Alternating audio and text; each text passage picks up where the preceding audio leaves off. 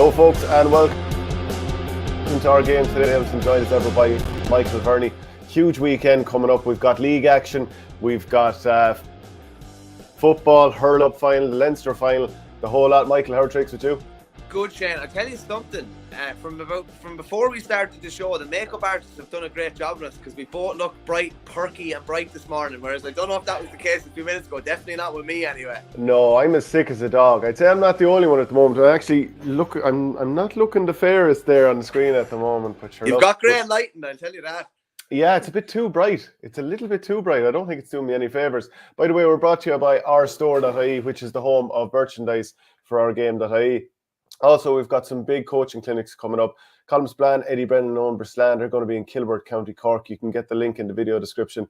And also, you've got the one up in Derryloughlin in Tyrone, Conleth Gilligan, Conor Gormley, and now we've added Keane Mackey to the lineup as well. So that's serious pedigree for that coaching clinic up there. You get the links to both in the video description.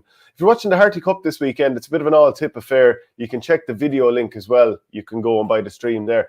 So, Michael, you love that now, quickly. You love that. Anything that's all tip is all good with you. Look, you had to drag it out of me, but it's the first time, actually, and it's a bit of a surprise to hear that it's the first time. But, unlike Offaly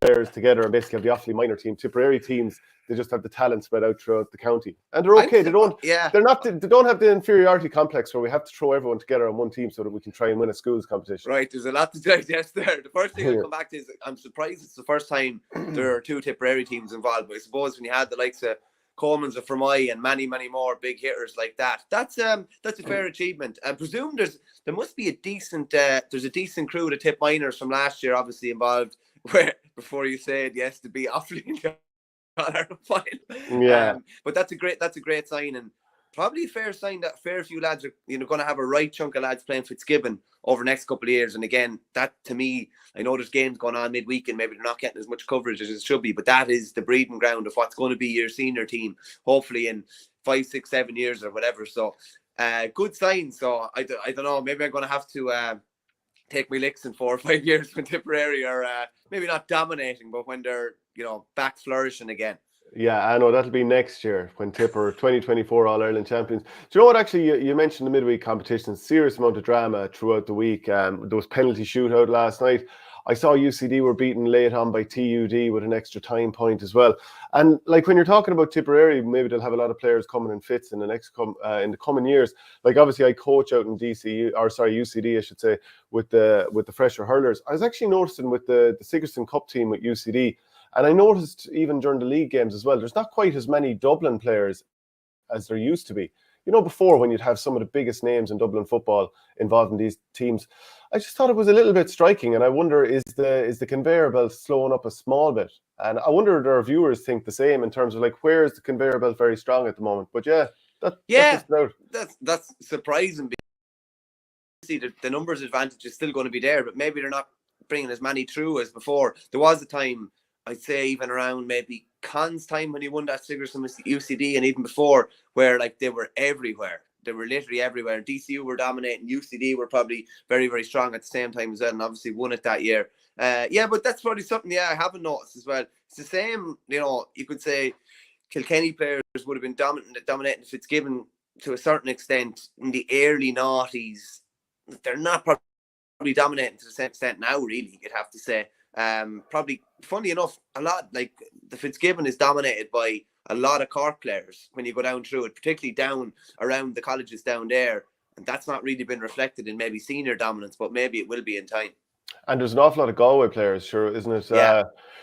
It's hard to keep up with what Galway are called these days, but the main university in the city there, wasn't it? 14 players were Galway, and then one other player was Clare, and last last year it was all Galway except for Keane Lynch, who obviously added a small bit to that team. Hey, what do you make of that, actually, really quickly? I just think, like, it's like if we kept changing the name of the show, people wouldn't know. I just think it's mad.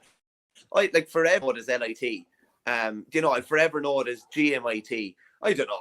I don't think there was anything wrong with those names. Yeah, and I mean, I get that because there's certain link-ups between different universities that they've decided to change all the names to SETU this and TUS that, and fair enough, it's totally understandable. But does it take a little something from the competition when you have to try and readjust to so many names and be like, okay, which team is that again? I would say so, yeah. Like there's a famous race at the Galway Festival. It was the GPT, it was called, and everybody knew it as the GPT. It hasn't been officially called the GPT in about 20 years, and everybody just still calls it the old GPT. It's the Connacht Hotel Handicap, but it's a great thing where the legacy carries on. If you're the previous name holder or whatever, the legacy is carried on with it. But yeah, I prefer to see the old names as I knew them. But maybe we're getting old. Speaking of GPT, have you heard of this thing called Chat GPT? GPT. No. So it's this thing now where you type in, like, let's say you want to type in, name something you're interested in, horse racing, and let's say Nijinsky is the name of a famous horse, for example. You can type in, tell me something about Nijinsky and horse racing, and it'll give you a full kind of breakdown of it. I actually have heard of it now that you mention it, because the Racing Post did an article after Honeysuckle was beaten. Will Honeysuckle return to her best? And they did this real kind of, it's a generic kind of a funny enough kind of reply to it, but it's interesting, all right. Yeah, get your comments in anyway, folks. Cassius King said, is it a matter of Cork and Galway players being picked on those Fitzgibbon Cup teams out of pure bias, do you reckon? I don't know. I mean, my experience of being involved with a college team, and look, I'm in UCD and I'm not like a dub. I didn't actually go to UCD, but look, I'm involved with the team there. And my only motivation when picking the team is, how can we win this game? I don't care where lads are from. So I'm guessing that, but you don't know in different colleges. You don't know, like if somebody is from Galway and they're over the Galway team and they're interested in Galway hurling, if it's a 50-50 call, maybe they go with the Galway guy. I don't know. And I'm just using Galway as an example. I'm not specifically kind of naming them because of any reason to. Yeah, I'm not sure, unless, there's club connections with people involved in the management team. That's why I probably think it's great to have, say, yourself involved with UCD, who doesn't really have any connection to anybody and will just pick whatever. I've never noticed that. Even in my time in UL, I didn't really notice that. There would have only been one or two Limerick lads even involved with UL back then. Things have changed a good bit since then. Okay, James Daly says, morning lads, mighty to have the small ball back competitively this weekend, heading to Páirc Uí Chaoimh on Saturday night. Hard to know way we'll treat the league. Cork will probably have a stronger team, but Cork obviously bet Limerick by 9 points in the league last year, gave them an awful toasting, and then that didn't count for much when they met in the open round in Munster. So we're going to be talking hurling, we're going to be talking football. We've got Nicky Brennan, former GA president, former Kilkenny manager and player. He's going to come on. You're going to do your weekly quiz as well, just to put the viewers on the back foot, so looking forward to that. They will be on the back foot. No doubt I will be too. Probably. Yeah, so look, there's plenty to go through. We'll start off with a couple of bits of news there if you want to lead us out. Yeah, well, of course. I think I'm going to ask you this. Has anyone ever been linked to posts more than Jim McGuinness, or been involved with... I'm finding it hard to think of somebody who's linked more to posts, be it in soccer now or be it in Gaelic. It's all anywhere time there's a vacancy, he's nearly always linked, particularly if it's anywhere up around Ulster or even into Connacht and even into parts of Leinster as well. But Jim McGuinness is not part of the down management team and has been confirmed. Moran boss Conor Laverty confirmed that he was only taking a training session. So he's not involved as part of their backroom team. He's obviously still involved with the Derry City under-17 team. I don't know about bringing in, particularly early in the regime, bringing in somebody to take a session. Personally, I would think that's potentially undermining me if I was manager, but that's maybe just a personal thing. Yeah, I don't see the fascination with it as well. Now, that's not to question him as a coach. His merits are there for all to see. But I wonder, when you're out of the game for a number of years, does that affect what you can do, especially if it's in just one session? The flip side is, because he's with another code and he's working with soccer, and I suppose a lot of what's happened with Gaelic football and to some degree hurling in recent years borrows from other sports like basketball, like soccer, because, moving in triangles and stuff like that, maybe there is actually a big upshot you can get from someone who's delved so much into soccer in the last number of years. But yeah, on a one-off basis, I'm not really sure how much you can get. And like, does it cause more hassle than it's worth? I mean, look at the amount of coverage when he went in and did a session with Galway a couple of years ago. Remember when he was videoed from, Pure Stadium? And now this, and Conor Laverty's obviously having to answer questions about that. And this weekend when they go out against Antrim, I believe it is, there'll be probably more questions about that again. But next piece of news then. Waterford's Pádraig Mahoney, he's retired from intercounty hurling, made his debut in 2011 under Davy Fitz, and he was the last remaining link to that team in that era under the Clare native there. So 4 high-profile Ballygunner players have all left the intercounty scene, probably, while they were still in their peak, which would be Mahoney at 30, his brother Philip Mahoney when he was 28, Stephen O'Keefe at 30, and Barry Coughlin at 28. To me now, that kind of screams no Waterford, but just that they're getting such fulfillment and satisfaction out of their runs with Ballygunner that they're getting that nice life balance. They're playing in a really professional setup. It's probably just the perfect balance. I probably saw it with Kula as well, that some of the lads, they opted to spend more time with their club eventually because they were just getting that perfect life balance, like playing in a serious setup at the time and, getting the hurling fulfillment, but also getting the life side of things too. Yeah, it's difficult, and you would have sure with your brother Paddy when you're coming from like a long, rigorous county campaign and then you're going straight back into the club with the best will in the world. It's not always easy to get yourself back up, and the body is just fatigued at time. Whereas I think are Ballygunner going for 10 in a row next year in Waterford. Not sure if it's ever been done. I think you'd have to say at those ages, obviously those are the ages where they stepped away, and they're all a little bit older now outside of Pádraig, but you're still at your nearly peak, aren't you, at club level? And they're playing in a club setup that, listen, probably resembles, anything outside of maybe the top 10 in hurling. It would probably resemble any of those setups, I would say. So they are really, really happy with their club setup. They're really, really ambitious with what they can do and want to win more Waterford titles, more Munster titles, and another All-Ireland title. So I'd say that's probably a part in it as well. It's disappointing for Pádraig though, because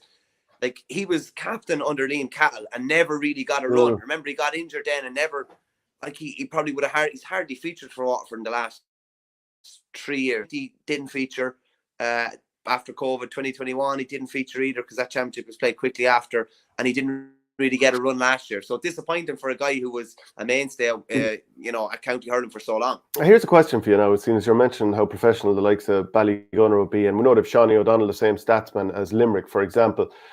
What's the highest ranked team do you think they beat in the hurling tiers? Do you think, just as a frame of reference, and obviously they were in pre-season, was it early 2018, we beat Westmeath by 12 points, but they were down a few. But we'd made 4 changes from the Leinster final maybe a month or so earlier. So it can happen. They didn't have a full strength team. They were in pre-season, but still, it was comfortable. How high up of a team? Do you think Ballygunner would beat Offaly? Oh, that's a good question. Antrim was the team I was thinking that they wouldn't get to. And the comparisons you're making there are interesting. Borough would have been the same. Borough would have played Tip around those times. They would have played the likes of Wexford as well and would have hopped off them and beaten them sometimes as well. But you have got a club team that is, trained within an inch of their life, getting ready for a huge, huge game. And a county team that's in the middle of a slog. Especially back then, you would have had probably very little speed work done. You're leggy, whereas they're on the top of the sod. Oh God, you're setting me up for one there. If we say Ballygunner beat Offaly. I tell you something, it'd be a hard one to call. How would you call that? I would say if they played Antrim would beat them. Down when you're looking at Laois, yeah, they'd be interesting games now. Nicky, you're after joining at the perfect time. Nicky Brennan, former GA president, great to have you. How are you? Hello, Michael. Yeah, I think you're under pressure there with that whole. That was a dirty ball. That was a dirty ball to get in the morning time. Yeah, down around the feet with 2 or 3 lads around me. I'm going to get absolutely creamed an ambulance pass. I still didn't hear an answer out of you though. No, I actually think Ballygunner, a full strength Ballygunner coming up against a full strength Offaly with both having the same men behind them. It'll be a tough one to call, lads, and I'm not going to call it. I can tell you that. I'd say Ballygunner would win. What do you think, Nicky? I'd agree with you. Ballygunner would win that one, yeah. Yeah, just some of the top-level talent there. I mean, Desi Hutchinson, who's going to hold him down? Pádraig Mahoney, Philip Mahoney, Barry Coughlin, Stephen O'Keefe in goals.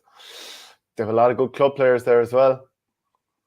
Having said that, I do think Offaly are improving. I think Offaly will give a better account this year, but no, top Ballygunner at their best, I think would be more than a match for Offaly at their best. Yeah, at the moment anyway. Nicky, you excited heading into the first round of the league this weekend? Not overly, to be honest about it. Now, as it happens, I won't be actually at the Kilkenny match because we have a far more important game locally with the Leinster Colleges final taking place between St. Kieran's and Offaly schools.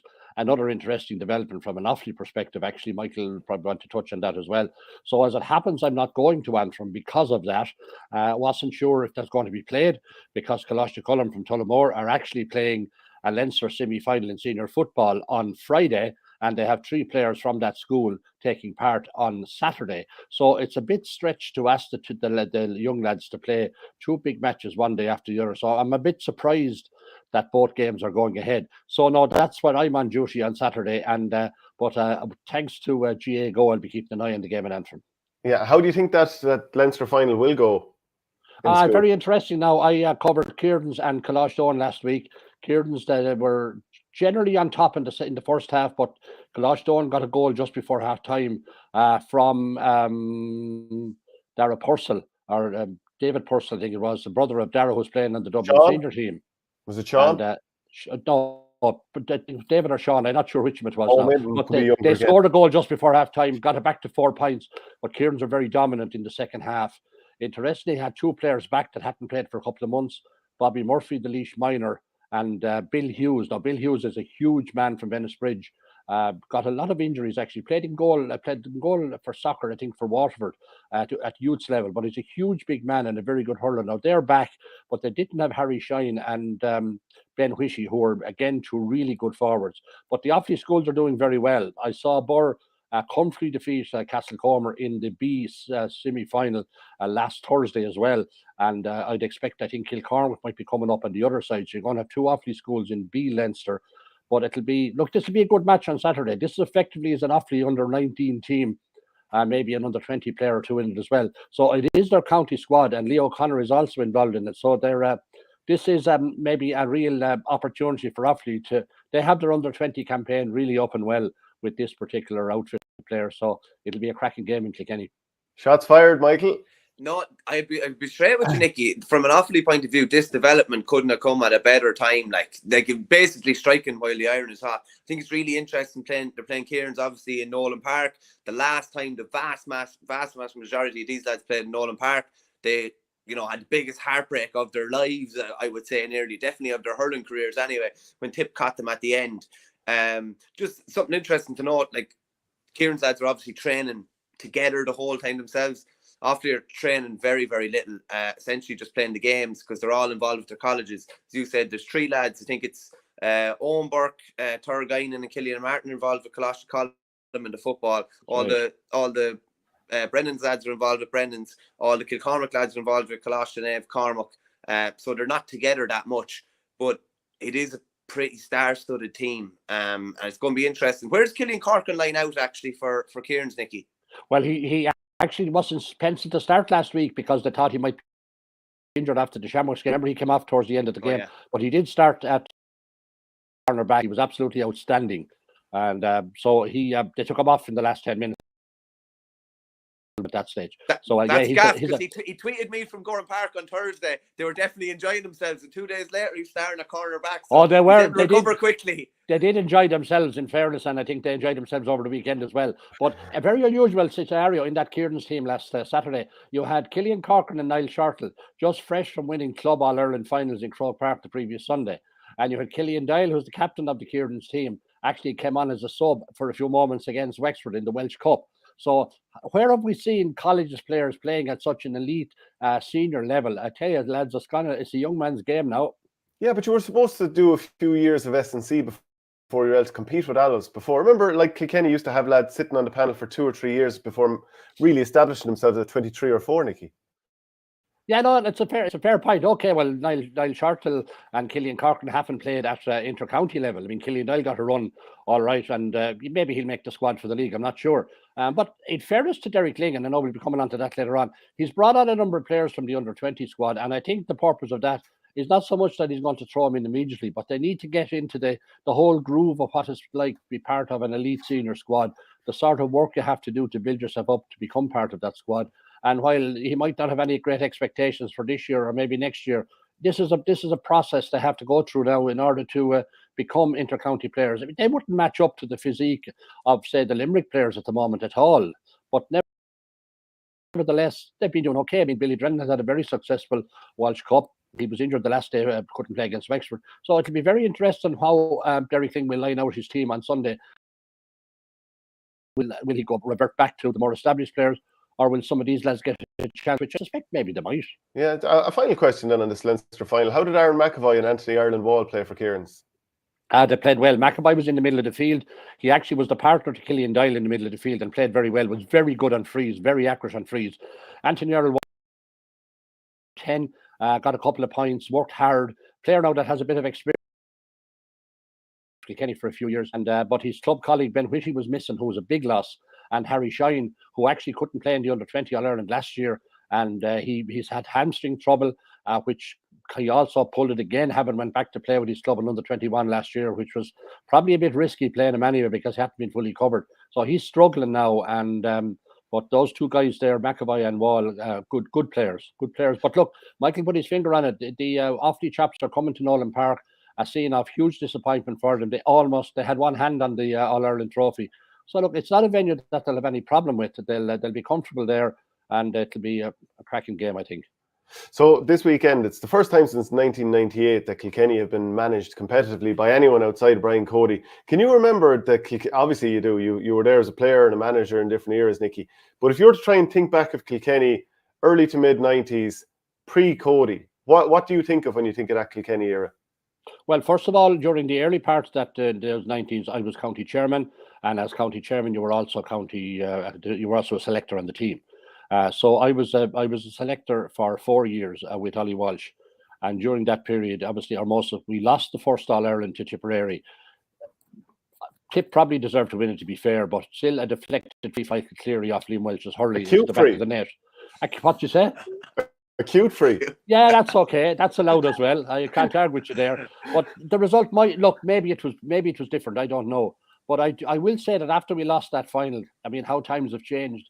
The whole panel and partners and everyone went off for a long weekend to Clare, and we thought about it, and we had a couple of team meetings, and came back invigorated for 92. And clearly it worked. The weather, the temperature in Clare and the weather in Clare was good. We came back and won 92 and 93 league and championship double after that. That's something that will be fondly remembered. After Ollie left, I got involved in managing the team myself. Wouldn't consider it. Well, I always felt it was probably going to be a case of bringing on a number of people and handing them on to the next person. I did not have any ambitions to stay there for too long. It wasn't a successful period, albeit we were maybe a little unlucky along the way, but we did. That was the great period of Wexford and Clare, and in the overall context of the hurling history, wasn't that great as well. But I mean, Cody came on in the late 90s. I suppose wasn't an absolutely shoe in for the role, but there wasn't too many people out there for it. And as they say, the rest is history. But probably the defining moment in Brian Cody's career for me will always be a day I had an interest in myself because I was present at the time, was the All Ireland final of 2006. The day that Kilkenny deprived Cork of winning the 3 in a row.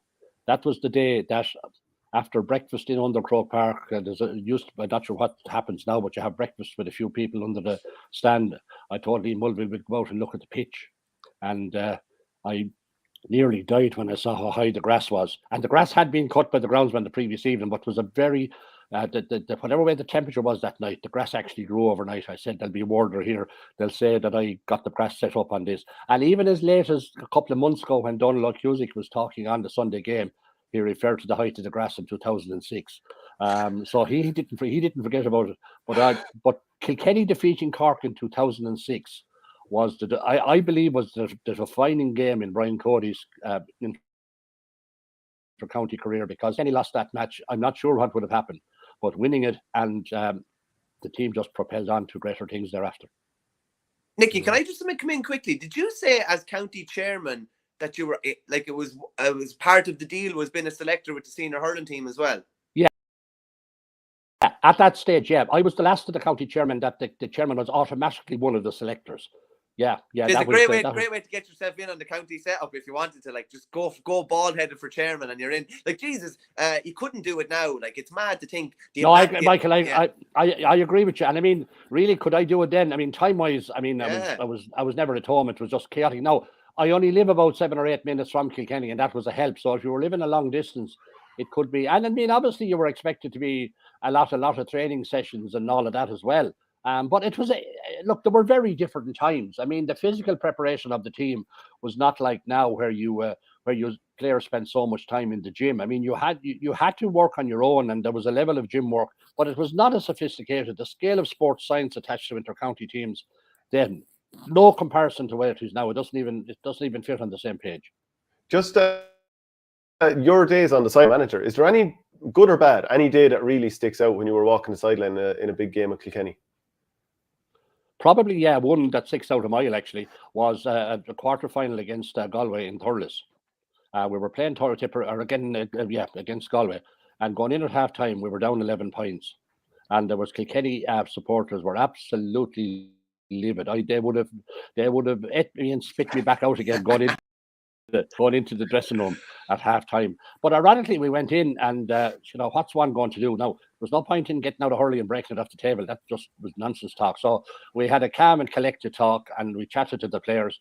And within a relatively short period of time in the resumption, we were back level. I mean, Carey was great. John Power was involved, came on, and we ended up winning that match. So I'll always remember that game. The only big downside of that game was that I lost Michael Titchfield and Liam Simpson, a full back and full forward, who couldn't play with Clare in the subsequent All-Ireland final the next day. And Clare won that game by 4 points. So I'll always think about what might have been the case. But look, such is life. You just get on with it. But I can't say I enjoyed the whole experience of being manager for all that much, even though I did manage a successful team to win another 21. But I enjoyed myself as Ollie's kind of right-hand man for a couple of years. But look, times move on, and said you were wearing 2 hats because you had the boardroom to think of. You could use that terminology as well about lots of things were happening in Kilkenny. We were changing a lot of structures around competitions and other things. So, yeah, it was a busy time. Yeah, Porter asked, what's Cody like as a player in the dressing room? Well, very hard to say. I mean, I played just finals with Cody. And Cody was part of the team that won the 13-a-side All-Ireland Colleges final in 71. And I mean, he was probably just like any other player. And obviously would have played with Kilkenny for a number of years as well. And he would have had a longer career, but for that dodgy knee that he had. And he was just like any other players. I mean, there was I suppose, nothing to believe that he was going to have a career as an intercounty manager that would be such longevity, would be so successful. And I think Cody, in fairness, would always that he brought a unique style to the game, and he needed to be very kind of hard on players and make hard calls, and he did that along the way, and maybe lost some friends maybe along the way, if I could put it that way. But such is intercounty managership. But I mean, he will always say that he had the most incredible players along the road as well. I mean, you can be the best manager in the world, but you need the ingredients to get that mix right. And Brian would be the first to admit that. But did I see it during my own time coming up? Not really, to be honest with you. Yeah. And what have you seen so far from Derek Ling? A couple of the games I saw against Antrim, won the game, had a great start, not over impressive, and then a little bit hit and miss against Wexford in the other game that I saw.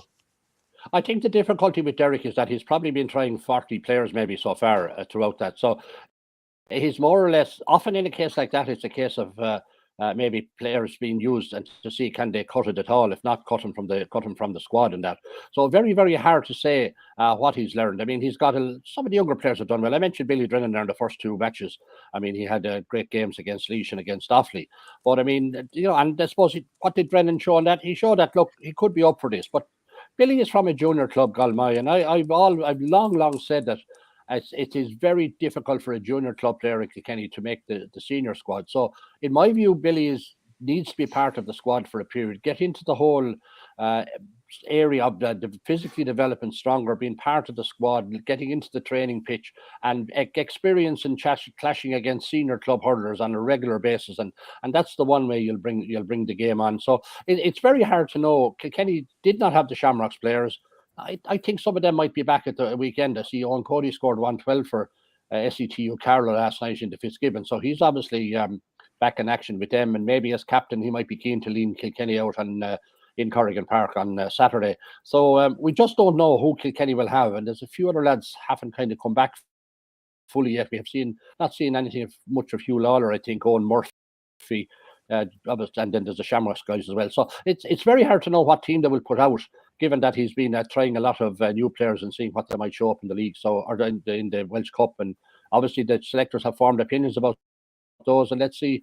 We're all looking forward to see what Derek's first official team will be, really. Michael, is there a pressure on Derek locally, Nicky, or when Sean Boylan was replaced, there becomes an expectation or a pressure with succeeding, someone who's had such a successful reign? Same with Brian Cody. Is there a pressure expectation, or is there a realism? Like, don't get me wrong, Kilkenny weren't far away. Of course they weren't. They're only beating 2 points in the All-Ireland final. But does he carry as much pressure maybe as he maybe thought the successor to Brian Cody would have carried? There's no pressure, I believe, at this point in time. I mean, look, obviously the clock starts probably from Saturday. Welsh Cup, forget that. That's an opportunity to try out players, as I've just alluded to. But I think there'll be no great pressure on.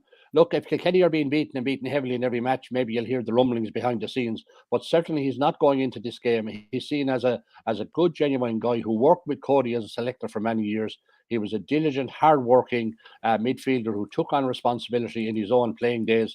He's a good guy in many ways as well. He'll be a sincere guy. He'll be an honest guy. He'll demand of his players only what he would have been prepared to do himself. So that's the sort of guy. So there's no pressure at the moment. I think people in Kilkenny are prepared to just give him, cut him a bit of slack now for this period. We're coming into a National League, lads, in fairness, where there's not going to be enormous pressure on any teams. The National League is now the preparation for the hurling championship, which is a different type of competition.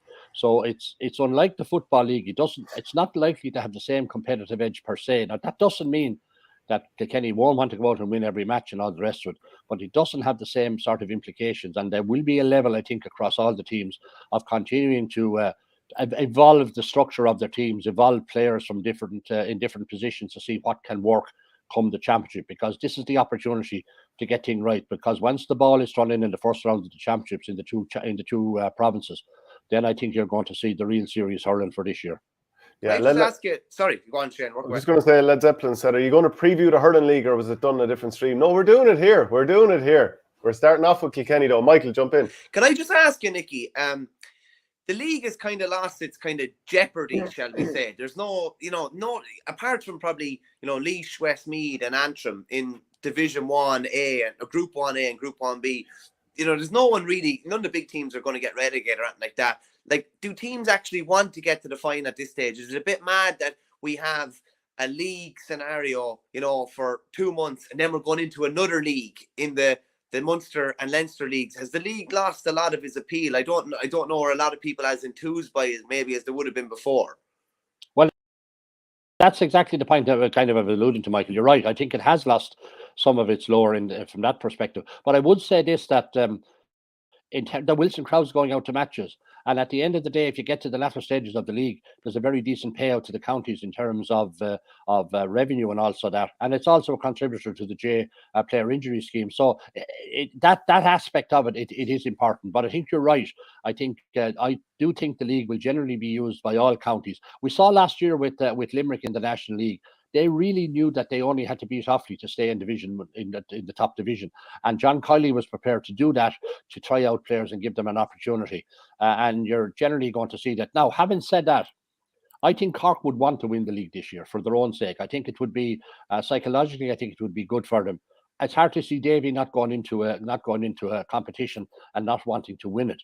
But I would say, of all the teams that are playing in the league, I'd say Cork, possibly followed by Galway, are the teams that, maybe because of Henry's second year and Pat Ryan wanting to win something with Cork, they probably have the most requirements in terms of winning the league this year.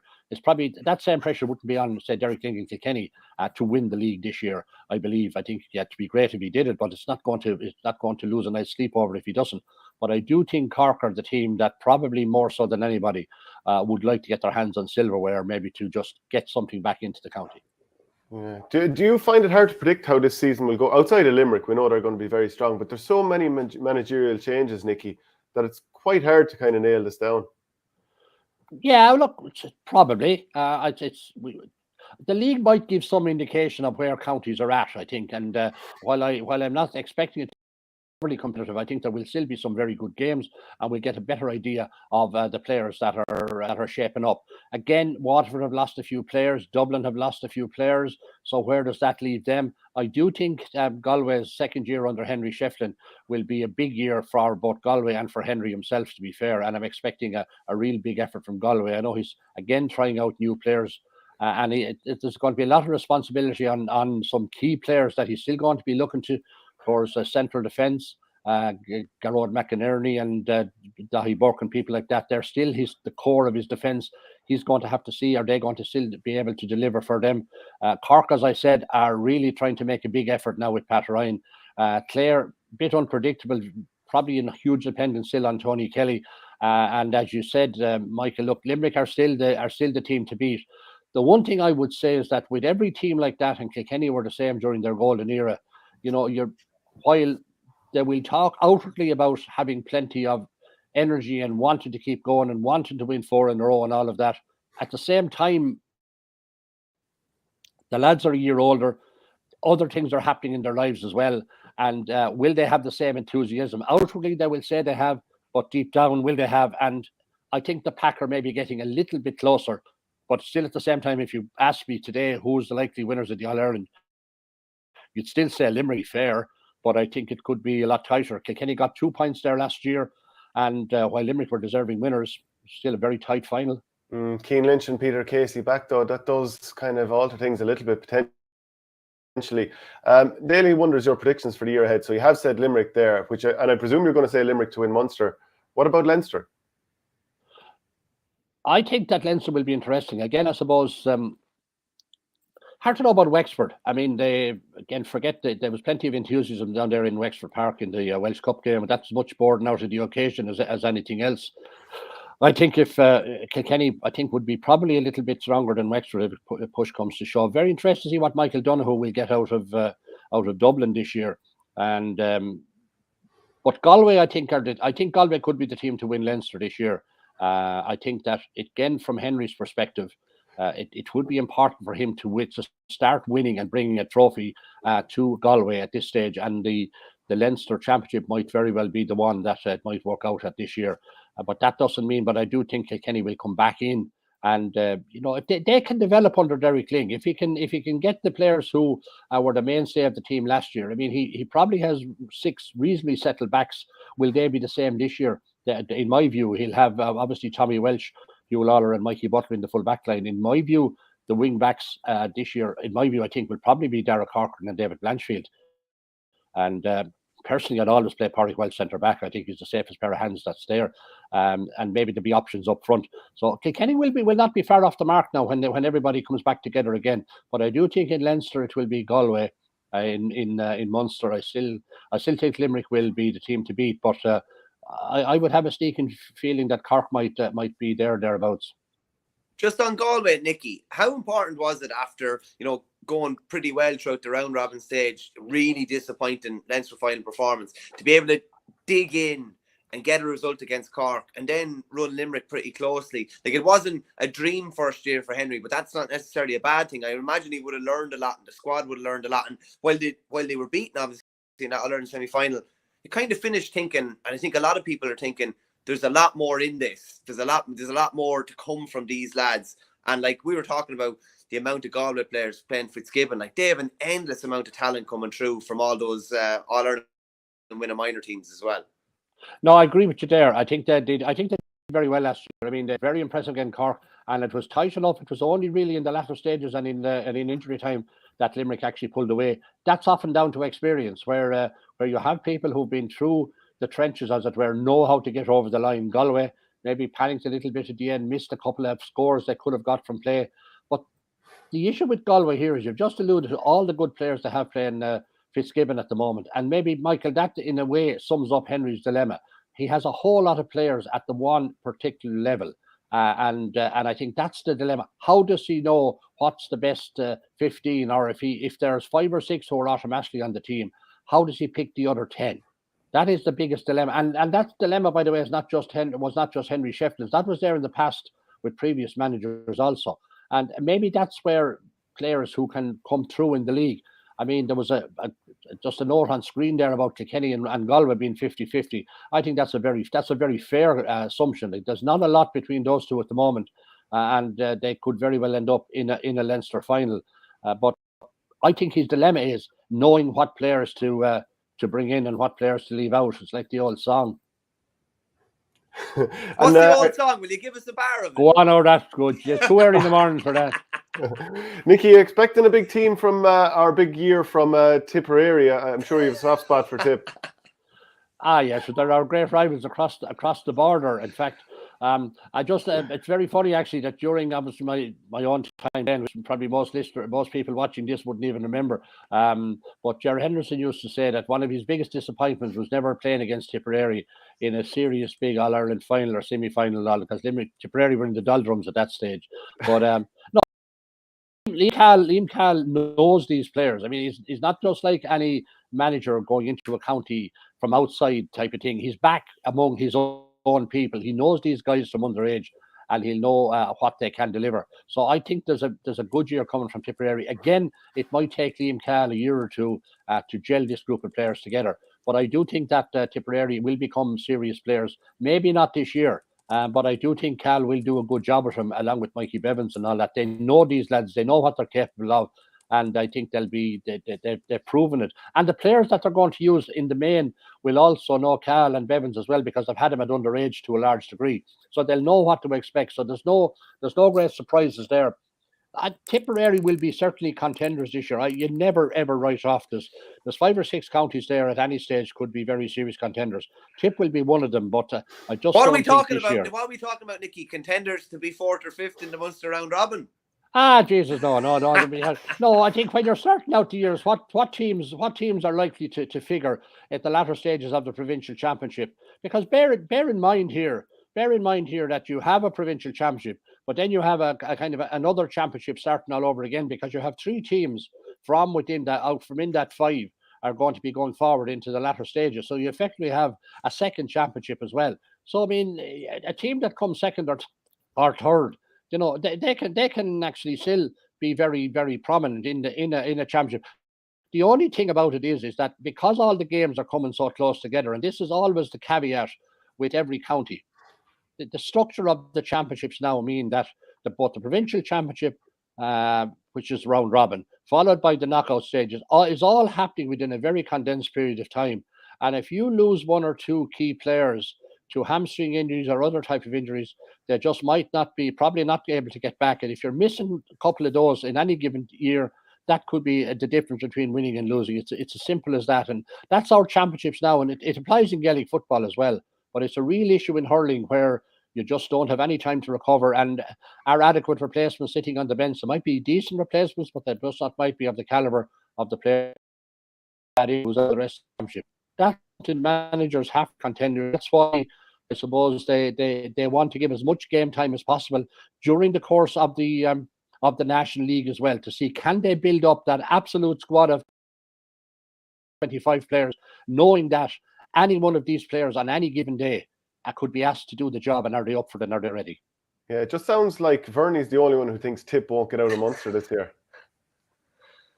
Put your head in the block, Nicky. Do you think they'll get out? No, well, Tip, they'll get to Munster in the sense that they'll surely be one of the 3.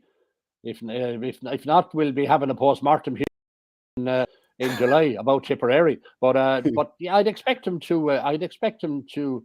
If you ask me, I have a sneaking feeling it could be Limerick, Cork, and Tipperary. That's the stuff, Nicky. Well, although hopefully that was up for a fall. There's a lot of Clare folk absolutely hammering me. I think Clare might finish last in Munster, but that's not like I think they're not going to get any points or be terribly bad or anything. I just think it's so competitive. It's very, very difficult to pick your three coming out of Munster. You've gone with Davy not getting through and Brian Lohan not as well. All-Ireland semi-finalists from last year and league winners from last year. But that's how kind of volatile it is, and that's how different opinions on this now. But Shane is happy anyway. That's the main thing anyway. Yeah, look, I might have it. Look, when the league is over, I might have a different view. But there's a guy looking for me to save the date for the post-mortem. That's fair enough. I think that's a fair question, because you're at the start of February now. You haven't seen any games we're talking about bar the pre-seasons. So it could be very different come the thing. But Munster is very competitive. I mean, while there's a level of competitiveness in Leinster, I mean, obviously there is probably realistically there's 4 teams for 3 places. So a final question before I let you go, Nicky. You've been great with your time. Just the situation with Glen and Kilmacud. We've seen an objection lodged, we've seen appeal, counter appeal, and so on. As a former GA president, how do you see this finishing out? Well, obviously, Kilmacud are going to, I'd imagine, will appeal. They'll appeal it on the basis. I don't know. I'm speculating here now, by the way. I have no contact with anybody, but I imagine they'll appeal it on the basis that they did nothing wrong. When they were entering the subs in on the field, they did so on the basis of permission for the 4th official. So they will argue that case that they were not told on the day they were doing anything wrong. The referee did not indicate during the game did nothing wrong. And my understanding is there's nothing about the incident in the referee's report. So therefore, they will appeal on that basis. How will that go? I'm not sure. It may very well then be rejected and they'll take the case to the DRA. That brings in the element of significant legal advice, which will probably be there anyway, about looking at the anomalies in the GA rule book, and who knows what might come out of that. It's unlike I'm only going on what I'm hearing, but I'm not sure there's any appetite to replay the game. And while the GA might very well end up formally fixing the game, I'm not certain it's going to be played. But I think we have to wait and see how the Kilmacud their own objection or response to the decision of the GA to replay the game. As I said, they will appeal that, and that's going to take a semi-legal route, in my view. Look, it's disappointing that it has got to this stage, but look, that's where we are, and and I know some people have been referring to how long it takes this process to take place, but I would point out that over the years that there's been the GA has been kind of told, there's been counties have voted for a process of the current disciplinary process that's in place, where the referee sends in his report, a decision is made, the player can then look for a hearing, then they can look for an appeal, and then there can be the DRA.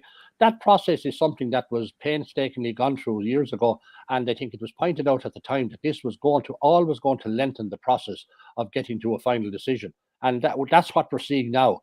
This process has a bit to go yet with this particular decision, and but it's what the GA at large voted for, and if they want stuff to be expedited, then they need to talk about putting in a new system that can be done by perhaps a 3-man commission, where their decision is final, and that decision can't be appealed by anybody. Nicky, final question. Forget about precedent now for a second, or rules and things like that. If you were GA president now, would you have liked to come out with on the Monday morning after and say, listen, a mistake has after been made here. Kilmacud Crocs had 16 players on the field. We are going to do X, Y, or Z. Would you like to, if you were GA president now, to be in that position where you could do that? You can't do that for the very simple reason that the referee's report has not been submitted. Nobody can. The referee's report was the first thing that had been submitted. But possibly, if there was any place the GA could have done, was it probably needed to issue a statement and explain the process immediately that would happen. And not, there was a kind of a period of a blank period there where it might have been better had the GA said, now this is what's going to happen here, and this is what the GA rules state must happen. But there was no way the GA president could turn around on Monday morning and said there's going to be a replay here. The president doesn't have that authority to do that. And also the GA's concern was, and I said this on other programs as well, the GA's concern was that if it couldn't unilaterally make a decision to replay the game, even though the television pictures clearly showed that there was a 16 player in the field. Because if that was the case and it made a decision there was a 16 player in the field, what happens, Michael, down to a junior hurling match or football match in Offaly? If a club comes in and says there were 16 players on the field in a game in Offaly, and demand that it be a reap. Who is going to stand up? How is the evidence going to be gathered for that? Now, I have to say, Nicky, I do think just because of how high profile this game is, that it's a bit different than that. But I do take your point, because this is high profile, eyes of a nation on an All-Ireland final in Croke Park. But I do take your point. Yeah, I think the worry was it would set precedent. You're right. I mean, it was very obvious. I mean, the graphic that we're showing with the 16 players on the field, I mean, is all the proof you needed. But the question was whether from a Glen point of view, Malachy Rowe commented after the match and he thought that was it, done and dusted. And I mean, from a Glen point of view, what would I have if it was my club was involved? I have sympathy for them. But on the other hand, there's part of me saying, look, we lost the bloody thing. Let's get on and let's prepare for the championship in 2023. There would be part of me would say that, but I can sympathise with others having a different view as well. Okay, well, Nicky, you've been brilliant with your time. Really appreciate it, and we'll be chatting again soon, no doubt. All right, Cheers, guys, Nicky. take care. Thanks a bit. Okay, brilliant to have him on as ever. Our viewers certainly always enjoy it when he's on. Pure hatchets going in heavy here, as you'd expect from a hatchet. Ban Kilmacud for 5 years if they don't play again. GA is a farce. I can't see Crokes playing a replay, which is a joke. No backbone to GA now. Everton can be overturned. Hugh Kennedy, long time since I got to watch you live. Again, lads, I agree with Nicky even this early. Cork, Limerick and Tip to get through. Huge content in the Cork management team this year around Leeside. Well done, Nicky, says Joe Butler. Galway were totally written off before the semi-final last year and performed. Can they perform when something is expected them? Asks Limerick man P174. What about Division 1B and 5 new managers in the same section? They can't all win. Will someone be under pressure straight away if they lose 4 or 5 games? And then Yellow Belly TV, Bill Redmond says, Wexford need to make progress this year. Clock ticking on some top players. Actually, one other comment, I like this. ML89, Galway won the league 2 years ago and did nothing for them. Watford the same last year. I'd say to help them get over the line in a semi-final or final. Did Galway win it the COVID year, or did they share it? Did Galway and Kilkenny not share it? No. Did they then play in the Leinster Championship to decide who would get it? Maybe you're right. I don't know. Those are COVID years. It's hard to remember with the COVID years, isn't it? I think they might have shared it. Kilkenny were top of 1B and Galway were top of 1A. I think they shared it. Hold on, let me check here. I'm just on the old Wikipedia page, and of course you can always trust. Final not played. Galway Kilkenny final not played. Yeah, and just on what one of the viewers said there about Galway as well, I think that is the big thing. When there was pressure on them, not necessarily pressure, but they were expected to win the Leinster final last year, and they flopped badly. There was probably maybe not that much expected of them against Cork, maybe more of a 50-50 game. There was very little expected of them probably against Limerick. I suppose that pressure is on when they have to deliver, can they? Yeah, and they were very poor in that Leinster final last year, definitely. Okay, so Antrim Kilkenny this weekend, Darren Gleeson, he's another season at the helm here, and I was looking at their preparation. There was a piece with Brendan Crossan in the Irish News, and he was talking about their S&C, and Brendan Murphy has been Antrim's GA resident S&C coach for the past 2 seasons. Before that, he worked with Canada's cycling team and helped prepare them for the Olympic Games in Rio. Later spent time in Japan developing high-performance programs for their cycling athletes. That's a very interesting background and just shows how professional all these counties are at this stage. Now, I'll just go through their league last year. So they suffered narrow losses to Kilkenny, performed well in Nolan Park. They lost to Dublin at home and they lost to Waterford at home. But they were hammered by Tipperary. I was at that game in Thurles. Was it 6 or 7 goals? And they lost away to Laois, which would have been disappointing. They then beat Offaly to stay up. They have some new players on board this year, giving a bit of freshness. Loch Giles, Paul Boyle, Rian McMullen and Endo McGarry. Ross's own trainer, Quaylan McKiernan of Sarsfields, and Ballycastle's Tiernan Smith and Seamus McCauley. So very interesting to see how they go this year. How many of the under-20s as well from Kilkenny will step up this year? Billy Drennan is definitely a name that's been talked about, but there's a few others, and there's obviously players who've been waiting in the wings to get their chance the last couple of years while Brian Cody was over the team. Wexford Galway this weekend. This is in Division 1 Group A. So Wexford won all 5 of their group games last year. Then remember they got fairly paddled by Waterford in Nolan Park in that league semi-final, the one where Austin Gleeson was sent off. Galway did it all right in their group stages last year. They won 3 of their 5 games. It is obviously, look, we're kind of talking in a vacuum at the moment. We don't fully know how it will go, but I'd expect this to be a pretty entertaining game at the very least. Yeah, this should be tasty enough. It obviously doubles up as the Walsh Cup final as well. It's the first league hurling game played under lights in Wexford Park as well. It's going to be an interesting game. You don't know exactly, the strength of either squads going into it. And I suppose you're kind of thinking last year, did Wexford nearly play too well in the league at different stages? But they unearthed an awful lot of players who are, that are going into their second season now and should be better equipped maybe to perform and make an impact in championship this year. Galway are in kind of similar boat as well. Like now is a particularly busy time for, I'd imagine, probably about half of the Galway squad, double jobbing between college and county duties. There's an element of going into the unknown a bit, isn't there, that you don't really know. And I think that's why it's very hard to predict, who's going to win the league, or even like from a betting perspective, so volatile trying to predict who's going to win games really at the moment. Like imagine trying to face into Limerick as a betting proposition. Like you wouldn't know what way to look really. Like I went on to Southeast Radio before the first league match last year. Wexford had been absolutely hammered by Dublin in the Walsh Cup, and they were up against Limerick, and I was like, look lads, this isn't going to be great for you now at all. And should they go out and beat Limerick the next day? It just you just don't know going from tournament to tournament, especially when it's not all on the line at this stage. That was genuinely, Shane. Like I know that was the league game. That was genuinely one of the biggest upsets in recent memory of two counties, because like Wexford were annihilated the previous week by Dublin, and we were talking on this show and we were like, how are they going to get morale built back up again? And then they went on this crazy run in the league, 5 wins, the only team to go unbeaten.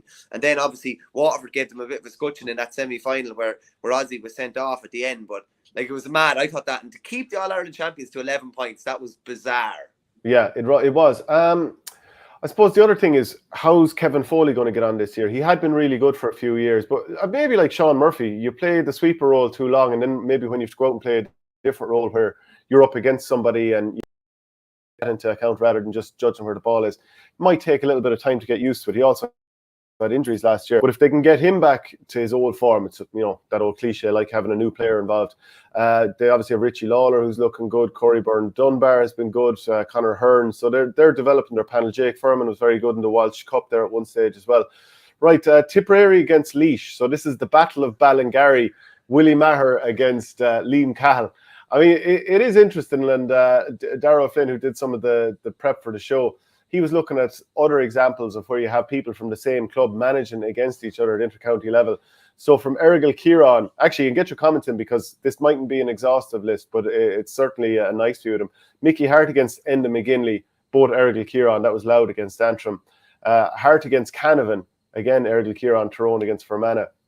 Nafina, Desi Farrell against Kieran McGeaney, so Dublin Armagh. Ballyhale, Shefflin against Fennelly.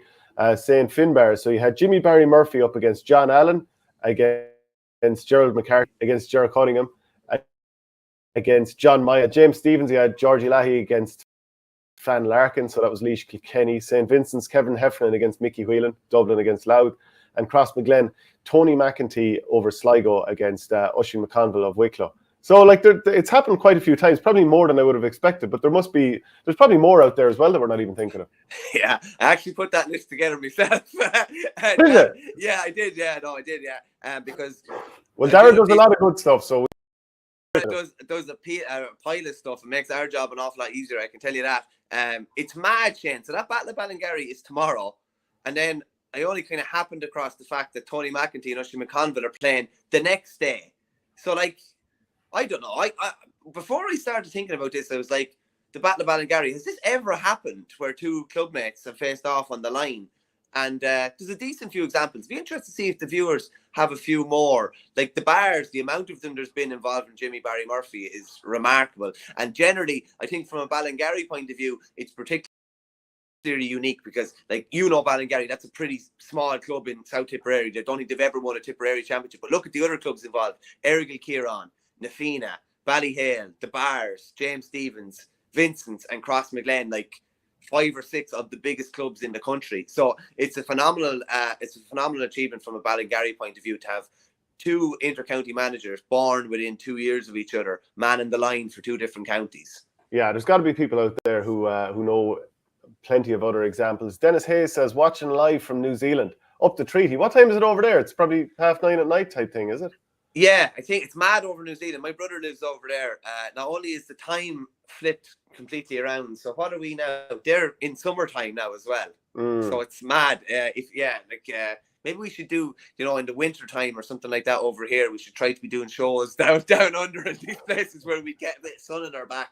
If only someone would fly us out, Emirates or somebody like that. You never know. But fair play to Dennis for tuning in. That is fair dedication. Yeah. Let's see. Cork are against Limerick this weekend. We already mentioned it last year. Cork paddled Limerick in the league. We haven't really seen too many frontline players play for Limerick in the pre-season competition. We'll obviously see far more of them there. But, Cork reached the final last year. Were beaten well by Waterford. Their league famine is 25 years at this stage. Since then, they've been to 5 finals and lost them all. But still, you can't convince me that any team is really overly interested in winning the league, which is a disappointing thing because the league is a great competition. And it's for this reason that I wish that they cut the league in half and then just spend more time in championship and more championship games. But anyway, we are where we are. But again, I expect it to be a good game. And we kind of have to talk in these generalities at the moment because you'd be spoofing otherwise, wouldn't you? Yeah, it's very hard to know. From a Cork point of view, when I was down at the game in Park Arena against Limerick, Pat Ryan had said, about 3 weeks ago, Pat Ryan had said they hadn't talked tactics. They hadn't done anything tactically. Now, Is he selling you a pup? Mea culpa, maybe he was, but to actually say that is kind of interesting enough in itself.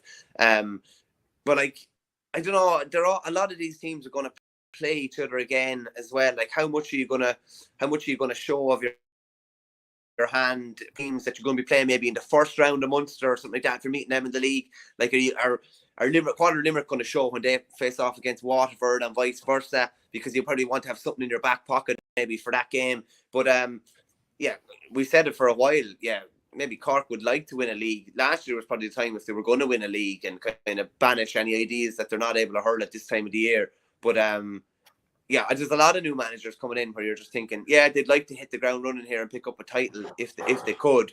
But yeah, I'm not so sure. Pat Ryan is running the rule over several new players, but there's a lot of what we've seen there for the last couple of years there as well. And I haven't seen that much different yet. I'd put it to you that way. I've seen a lot of the same players in a lot of the same positions. And I'm just wondering, if you won the league, could there not be a championship incentive? All your games will be at home if you win the league, something like that. And it doesn't have to affect the revenue that counties take in for home games. Maybe they'll still be apportioned the same percentage of the revenue or something like that. But something has to happen to make teams feel like they need to put out stronger lineups. Sean O'Sullivan says, no one is talking about winning yet, but our first 3 games are Dublin, Antrim and Laois. Be very hard not to get giddy if we go 3 from 3. That's Waterford. Hughie Kennedy, I think Cork will try and win the league. 1998 is too long without one. Cork badly need silverware. What did you make of Patrick Horgan's comments this week that he was treated unfairly during Kieran Kingston's final year as Cork boss? I mean, anyone who isn't starting feels they're being given the short end of the stick, really, don't they? They probably do. But actually, and this is another thing where it's not Patrick Horgan, not as if Patrick Horgan brought this up voluntarily. He was obviously asked about it, but he didn't pull any punches. I'll just go through the comments here really quickly. So he just offered a remarkable summary of their 2022 season, claiming it was kind of a failure before it kind of even happened. I thought for a lot last year that there was a lot of, I suppose, treatment going on that I thought wasn't fair. That doesn't mean to say anybody else didn't think it was fair. I suppose anybody who doesn't play have been treated unfairly. But yeah, I was one of them, and I thought it was been treated unfairly. I don't know. There's probably a few more than Patrick in that camp that would have been wondering, is he gonna start, or they're gonna run with him or whatever. He definitely played last year like a fella that wasn't happy. I'd put it to you that way, though. He didn't look like a fella was happy on the pitch. He wasn't kind of his usual self. That's obviously probably one of the reasons why he didn't hang up his hurl at this time as well. Everyone wants to finish on at least a good year, or and probably wants to finish on the field as well. But I just say it's an interesting one. Obviously, Kieran Kingston, previous manager, Shane Kingston, his son, involved with the current panel. Is there a bit of division between the two of them now? Or is Shane agreeing with saying, yeah, he should have been playing last year? Well, I don't know, but fair play to him for not shirking the question anyway, I'll put it to you that way. Pat Ryan mightn't thank him for it, because it's maybe bringing some unwanted scrutiny even onto Horgan and even onto maybe this year as well. Or is Horgan going to be happy this year? But that's the nature of the world. Yeah, a bit like Seamus Callan, both will want to finish on the field of play. Like, they're give or take the same age. Callan obviously was injured throughout last year. He'll want to, part of the reason that he probably stayed on is because he wants to go out in a high. And definitely people within Tipperary think he can add an awful lot this year. But yeah, like, if Horgan is on the bench this year, are we going to naturally assume that he's unhappy? There's plenty of comments in from people about that. Sean O'Sullivan made a good comment here about the league. If you win the league, you're guaranteed a quarter-final, or maybe even a preliminary quarter-final. What about that? Because we've talked that it does seem a little bit excessive that both Joe McDonagh finalists get into the All-Ireland preliminary quarter-finals. I think it's kind of like you should win it to be able to get in there. And if you had the league winner as the other preliminary quarter-finalist, and like, let's say, for example, Limerick won the league. That's actually really good, Shane. Sorry, it's absolutely brilliant, Sean. It's brilliant. And we're going to start making, let's start making a bit of noise about this. I think it's really good. Like, let's say Limerick won the league. And this is a bit like how it happens in the Premier League with European qualification. And let's say Limerick went league. Whoever was the finalist beside them, and assuming that they get through Munster, then whoever was the finalist beside them in the league. So let's say Waterford hadn't gotten out of Munster, but they did get to the final of the league. And they then take that spot in the preliminary quarter-final. This makes an awful lot more sense. I think we've stumbled across something that would... I do have an issue with the McDonagh finalists getting into the preliminary quarter-final. Absolutely no issue with the winner. Yeah. No issue with the winner whatsoever. A great incentive to make the league really competitive again. Jesus, yeah. Especially for Munster teams, I would say. But yeah, that I really like that, I have to say. And it's not as if there's waiting around time or anything like that. They're all going to be playing the round stages. Their season will only be finished 2 or 3 weeks before going into preliminary. And wouldn't it be great if in the back of your head you know you have a preliminary quarter-final? There's no incentive to tank in the provincial championships or anything like that, really, knowing that you have a preliminary quarter-final, is there? Say that again, I was tuned out. No, there's no incentive to tank throughout the premierships, just because you know that you have a preliminary quarter-final like that, though, is there? I still think you'll play hard. Yeah, it's nice to know you have it, and maybe if you have injuries, you'll kind of ease up in a certain game or whatever. But I still think it nearly ensures that you're going to have a better quality preliminary quarter-final. Do you know, because too often they've been kind of heavy defeats for those teams going through. I mean, there was never any doubt that Cork weren't going to beat Kerry last year, for example. And Kerry put up a good showing. I'm pretty sure it was Kerry, or was it Antrim against Cork? Sorry, Antrim against Kerry Cork. Kerry played against Wexford, wasn't it? Yeah, they were pretty comprehensively beaten, to be fair. It's no slight on those teams. Like, it's no slight on those teams. But like, we want as competitive a championship as possible. I see a couple of comments coming in there. There's one from Ronan Gilson, and he just says, lads, I fully agree with the league winners being rewarded, but not with a prelim spot. How about they get 1 point on the board for the round robin table? Listen, this is potentially, Sean has probably put forward one potential solution to make the league more competitive and give more incentive. I'm not saying that's not a bad idea either, though. Yeah, I'm not saying it's definitely the perfect solution, but a point on the board is a fair advantage. Or if it comes down to head-to-head, if you were the league winners, you get through, you're automatically through if it comes down to head-to-head or points, 3 teams on the same points or something like that, maybe. But definitely, unless the league is going to be changed, there needs to be some incentive for teams to really go hammer and tongs during the league. Yeah, SSRI says you have to give weaker teams a shot at it too. The one thing I'd say is the winners of the Joe Mac do have a shot, though. Like any team in the Joe Mac does. So, PWell74, I can't figure it out, Shane, but this idea must benefit Tip some way. Tip haven't won the league since 2008, albeit along with Kilkenny have won the most with 19. Well, that's assuming you count Kilkenny's shared league a couple of years ago where there was no final, which of course you couldn't count that, could you? No, not really, no. There's a couple of other suggestions there. Fergus Butler says, how about a playoff between the 4th place teams in the province? Listen, I don't know. I'm all about back to making the league more competitive. I don't think it should be the case where, we don't really know what's going on during the league. We don't know how many, remember, was it Gloucester played Leinster in the Champions Cup there a few weeks back where they sent over like a dummy 15 or something like that? In the second group game, they sent over basically, the junior Bs. Yeah, like that's mad, and you just don't know what teams are going to put out this weekend. I don't know. The integrity of the competition is not exactly flying high at the moment, shall we say? Yeah. Okay, so let's see. The next thing we wanted to talk about was, we've already talked about Tip against Laois. Well, we haven't talked about the game. We've talked about it being the Battle of Ballingarry. Like, Tip have changed things around this year. Seamus Kennedy going wing forward, Michael Breen moving into the full back line. A couple of new lads coming in. Sean Ryan has been very good in corner forward. Gerard O'Connor has been quite good from what I've seen at centre forward. 2 defeats, weren't great against Waterford. Should have beaten Cork. We're up by 8 points at 18 minutes left. Lost that game. Great for Cork, obviously. And very good against Clare. Won by a few points. Could have won by 10 based on the performance that day. Laois, Willie Maher is in there with his first year. A couple of new lads coming through. He'll obviously need to bring through a couple of new lads as well. I mean, it's not ideal for him. He was obviously in the frame to be Tip manager a couple of times. First real competitive game away to Tipperary in Thurles against his own clubmate. It's kind of, you couldn't make it up really.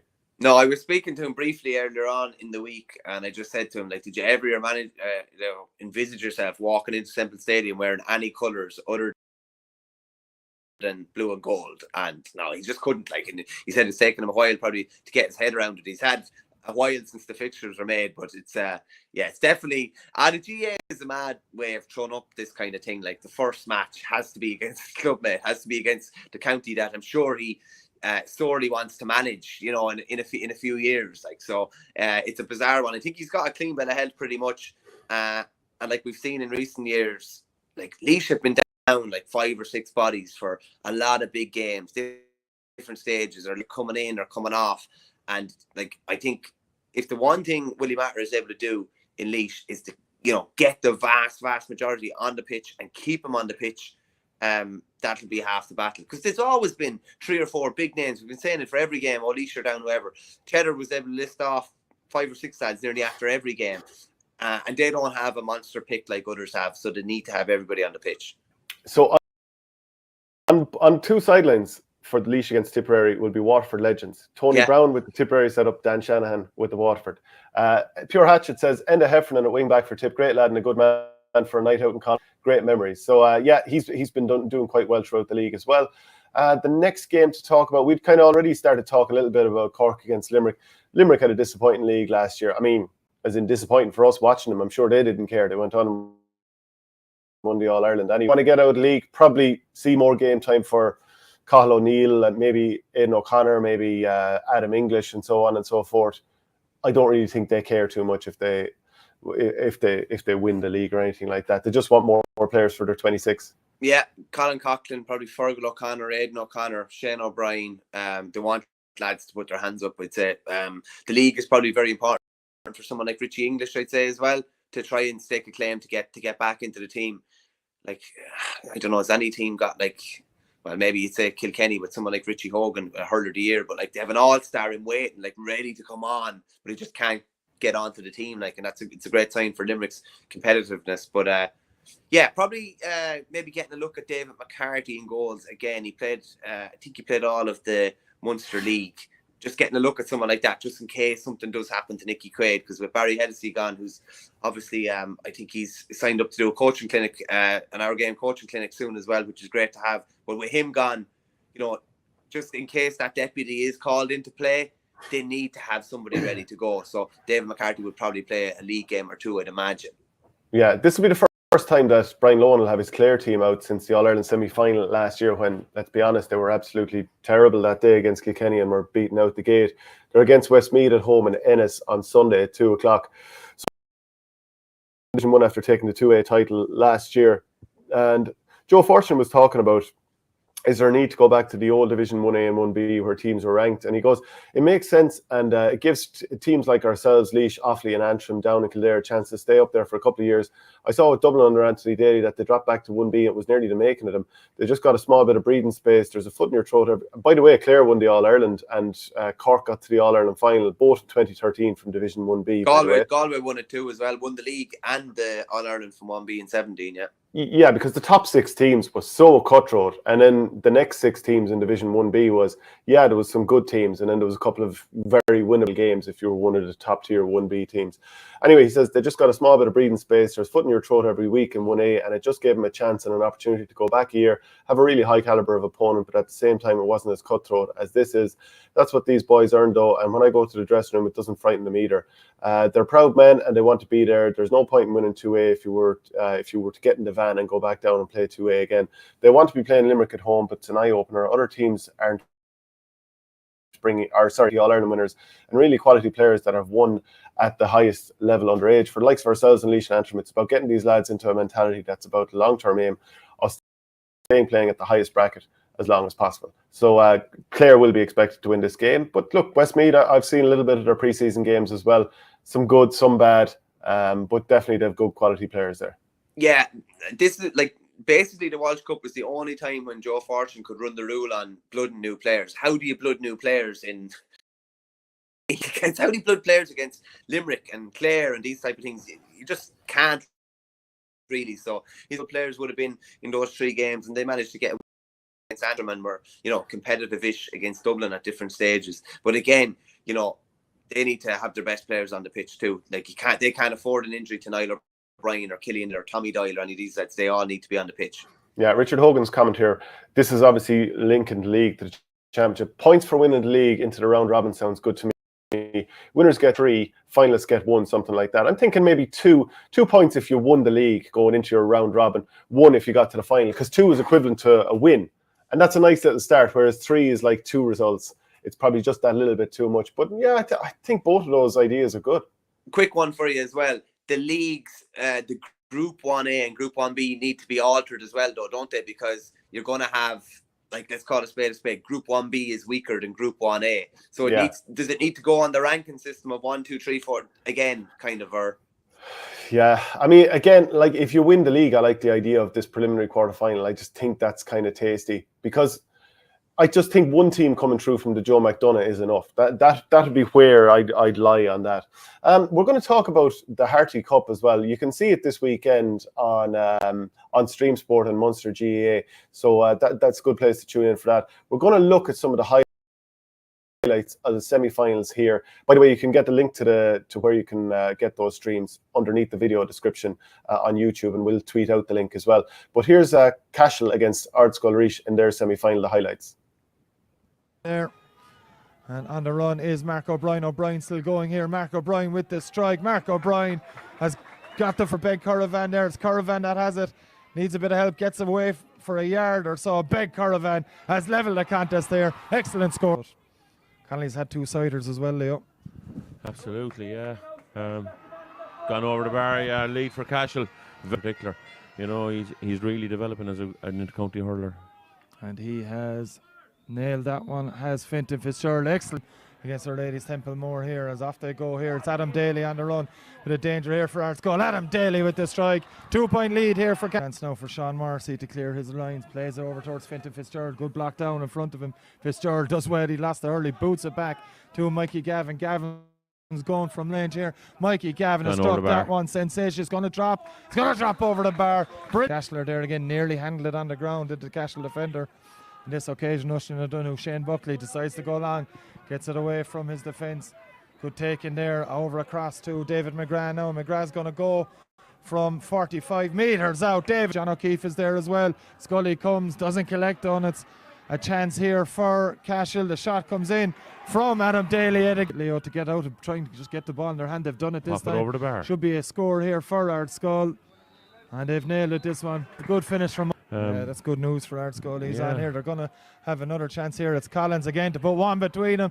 And Michael Collins has sent that one between that side by Ben Curran. It's had a relatively quiet game as Curran gets the pass backwards to Adam Daly. Daly has nailed that one again. It's a 2-point. Mark O'Brien could have been so good there for Ardscoil. O'Brien has it now. Anyway, though, Mark O'Brien with the shot is a 1 point between his sides. Great start for Ardscoil. Make that a 2-point game against the ball inside. Chance for Ben Caravan. There's a runner here. Chance for a goal. David McGrath. Goal! St. Paul's man's got it up. Gets it off to Jamie Moylan. Moylan with the strike. Jamie Moylan has responded very, very well for Ardscoil Reach. Fitzgerald can And this one, very difficult angle, hitting right into that. Fairly vociferous. Cashel, players behind the goal. But when he plays it down on top of Michael Gavin, Gavin goes for the strike this time. Gavin has nailed that one. That's some score from... Should be refereed, in my opinion. I agree completely there. This one's launched in. Bouncing around the edge of the square. Just chances flicked on there. And they didn't push on against Arsenal Reach. They have to push on here today now and get the score. Ronan Connolly has landed that score. one. That's some. Sees the hand pass outside him. It's John O'Keefe. O'Keefe will go for the score. John O'Keefe has struck it. John O'Keefe has nailed it as well. What a score from the corner. Anytime soon. It's Cashel on the attack. Shot comes in. Is that one nailed? It is. It's a beauty. Absolute beauty. From Finton. And the accuracy. Well, the umpires, they've given it. It's a suit. Cashel now wasting time. They have it. Cashel have it. Daly has nailed it. Adam Daly has put 1 point game. 112 to 14. Do you put this ball in around the edge of the square? Maybe a back come out and fold the forward, whatever the case may be. But then start. Oh, gone short. Jim Beery trying to win it, doesn't do so. Full time. And Cashel have beaten Artskull in the Harty Cup semi-final. Adam Daly score 1 minute. Pardon me, I had myself on mute there. Adam Daly looks a very good hurler. We saw him last year playing for the Tipperary Miners, I'm sure you remember, and he was really good in some of those. So some quality stuff there. We'll look a little bit at the other semi-finals. Just quickly, Shane, how frightening is the physical stature of some of those guys for school-going teenagers? Like, my God, it has come on an awful lot since me and you were boys. We were scrawny little fellas doing a few push-ups here and there. They're absolute monsters of men. Do they all do 2 or 3 transition years these days, or? Yeah, potentially. Yeah, I don't think I didn't do transition year, but I just ended up doing the Leaving Cert 3 times after. They couldn't get me out of bed. And that was all to stay hurling, I presume.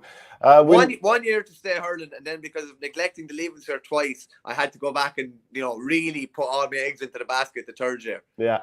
So Thurles CBS beat Middleton in the other semi-final. So here's the highlights from that game. And as I said, if you want to buy a stream for the final through Stream Sport and Munster GA, you can see the link in the video description. We have that both on Twitter and on YouTube there. Control, it's Walsh just trying to rise that ball, fed outside. They have a chance here, it's sent in, and what about that? All the way over there to gather that ball. Hand passes it on. Thurles with an advantage over the far side. It's sent in skyward, and they're off the mark, and that's a past Evan Morris all the way in. He has a shot over the bar. Nice strike. One Padraig O'Dwyer from Killinall, but he's left it behind, and away go Middleton on the attack here, soloing inside, and that's a lovely turn by Middleton. Fed outside of the feed now. Joe Egan from McCarthy trying to contain. Flicked inside. Jimmy Lahart trying to get a bit of room to shoot here. Oh, beautiful touch, beautiful strike. Towards the corner forward, 50-50 ball. Corner forward does well, kicks it out to his teammate here. It is gathered by Joe Marrow. Clever one all the way across here. Jimmy Lahart racing onto it. Jimmy Lahart has a goal! A goal for Thurles here in Middleton. Just a little jittery after conceding that goal. They need a score to settle themselves again here. It's Timmy Wilk. The Cove man drives it over the far side. Oh, nice breaking ball in there for Jack Leahy. And it's flicked inside. And somehow... That's it, 1-1 here. On the goal scoring tally. 3 points apiece for them here. 1-3 playing 1-3. 8.5. Thurles going for another goal down the another one Jimmy Lahart 35 flicked on there now outside, and away go Middleton again all the way through. Lovely little strike that time. It's in and over the ball. Feeds this one inside. Joe Maher, he's away, strikes it high. Beautiful stuff from Joe Maher. Mac is possessed over the far side of the field by Robbie Ryan from an acute angle, drives it in. Fantastic strike of the ball. To get that ball in hand and shake off 2. Away he goes from the sideline, all the way in towards the post. Oh, what? Moved them on him. And Mornan feeds. Thurles CBS have it back though this time towards Robbie Stapleton, and he's free, being struck there this time, and no mistake from Robbie Ryan. Middleton committing players, and now the room is left back inside, and it's sent in this time by Joe Egan, and by Robbie Ryan, and it's back out. Robbie with a second chance here, and he makes no mistake. Beautiful strike, beautiful score. Ball sent out here, breaking ball now in front of Owen O'Connell. He gathers this one now, fed inside, lovely ball in as far as Stapleton. He's all the way in here. Oh, nice little flick across as far as Robbie Ryan. Robbie Ryan. Absolutely everything here, any loose ball at all. It is won this time by Ben Walsh. Ben Walsh showing great skill and control. Drops it in around the house, dropping ball in there. It's loose, can Middleton get the goal? They have a goal. They got them. All the way in there on top of the half forward Joe Maher. Joe Maher turns one way and the other and puts it over the bar. Open ball under 45 and lovely little turn, and it's struck in there. Robbie Stapleton of Thurles Sarsfields in there, waiting for a chance, waiting for something in there, and it is James O'Brien striking in. Oh, just off the ball in front of Robbie Stapleton, the far side of the field on the run, strikes it in. Oh, what about that for a strike? Stapleton inside now, a couple of players looking for it. Joe Mardo has the strike from the sideline again, and another. Lennon McCarthy trying to kick-start it here, ball fed in the middle. Joe Maher has it though from centre field and strikes it long for Joe. Ball won again here this time. It is Robbie Stapleton who strikes it in, and it is one-way traffic. No, Verney, as I'm watching this, it just really sticks out to me how much the players actually pop the ball around to each other compared with young lads years ago. They really don't mind popping it around. No, it's all coached into them, isn't it? To, pass the ball off the better man. Like, I haven't seen a blind ball hit in yet. Everything is sympathetic to the man that's receiving the ball. I presume Robbie Stapleton is no relation to yours because he's shown serious skills. You look at him from a CBS point of view, Timmy Lahart, Joe Maher, Robbie Stapleton, like, they're going to be hard stopped in the forward line. Look at that, like 320 is some shooting. I don't think CBS won it, last one to Harty, I think in 2015. Cashel CBS, as it was formerly known, were in the final back in the 70s, but I don't think they've won a Harty Cup. So you probably have one team on Thurles with a big tradition. I think Eamon Buckley's involved there, former Tip player. The other side who probably a lot less tradition, but a serious side, and beating Ardskull reaching the semi-final, who are definitely one of the favourites to win it. They laid down a fair mark in the semi-final. Yeah, so as I said, you can get the link to you can buy the stream via the link that we've put out there. So Division 2A round 1 this weekend. On Saturday, Carlow will be against Kildare. Derry will meet Kerry. On Sunday, down Offaly, that's on in Ballycran. So a lovely spin up to Ballycran for the Offaly boys. I had when I was out Wicklow one time, I remember getting the day off work, the Dublin Racing Festival on. It would have been this weekend of the year. Got the day off work and stood in my tracksuit bottom on the sideline as an unused substitute up in Ballycran. My God, I was as low as a snake's belly. And was your warm up poor? Like, did you kind of show the management that you weren't up for it? No, I was mad up for it. Just couldn't get a game for whatever reason. Still mystifies me to this day. Well, you weren't liked, obviously.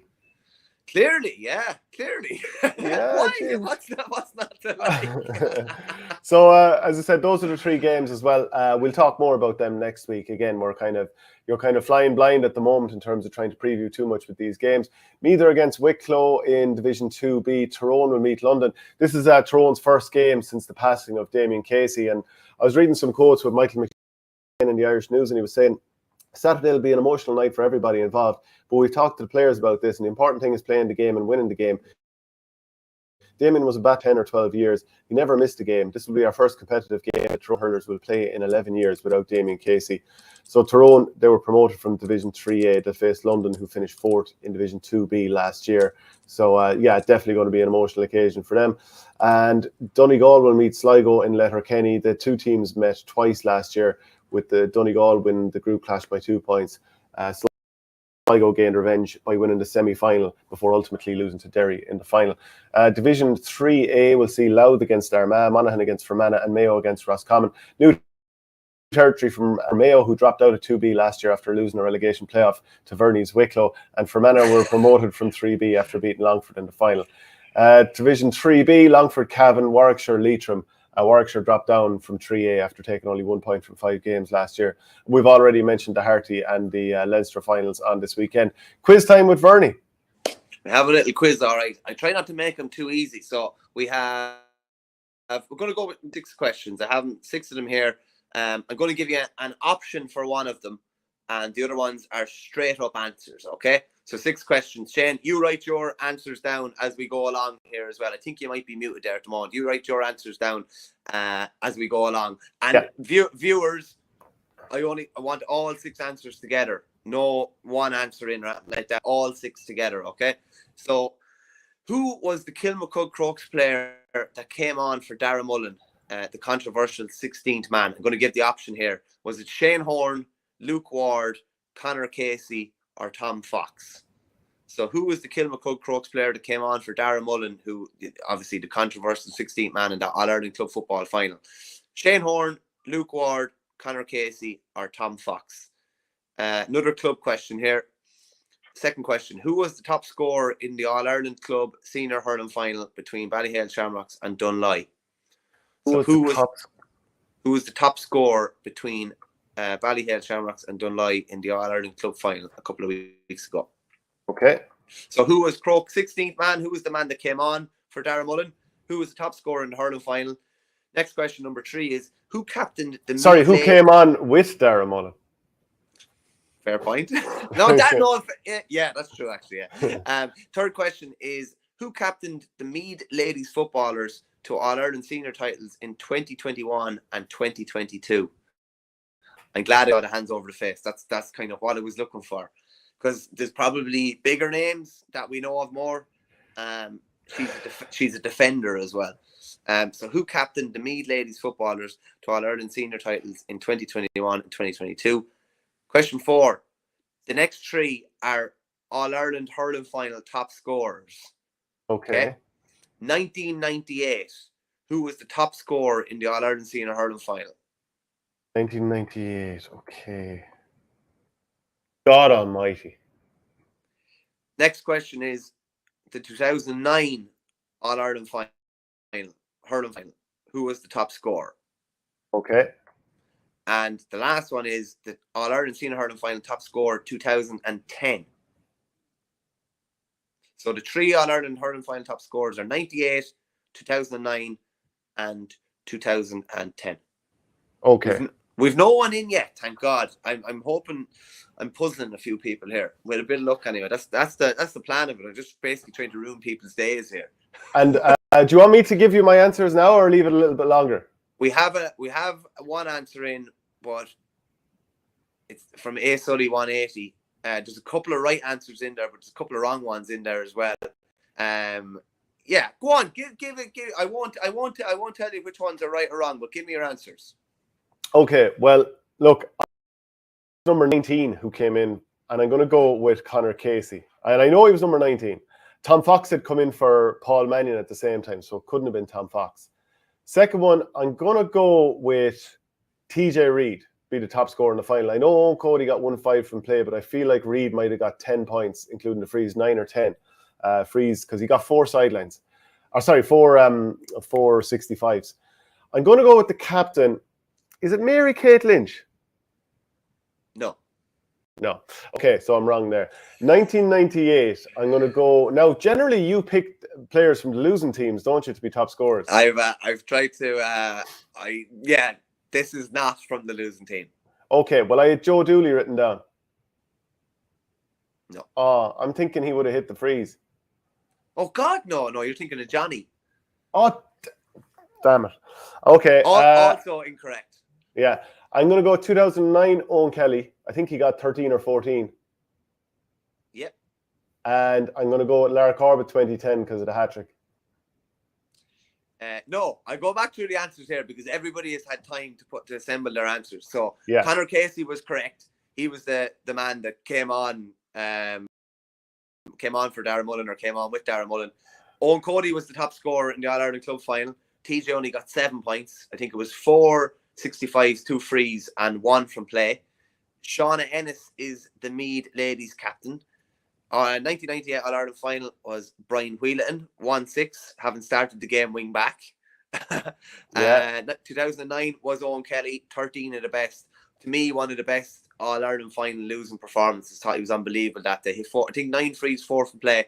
And 2010 was the bowled Richie Power with 1-9. Imagine to say he didn't start on frees that day, because Henry obviously started, and he ended up the top scorer in All-Ireland final. And Larry Corbett wasn't the top scorer, despite scoring a hat-trick in the All-Ireland final. So Conor Casey, Owen Cody, Sean Ennis, Brian Whelan with 1-6, Owen Kelly with 13, and Richie Power with 1-9.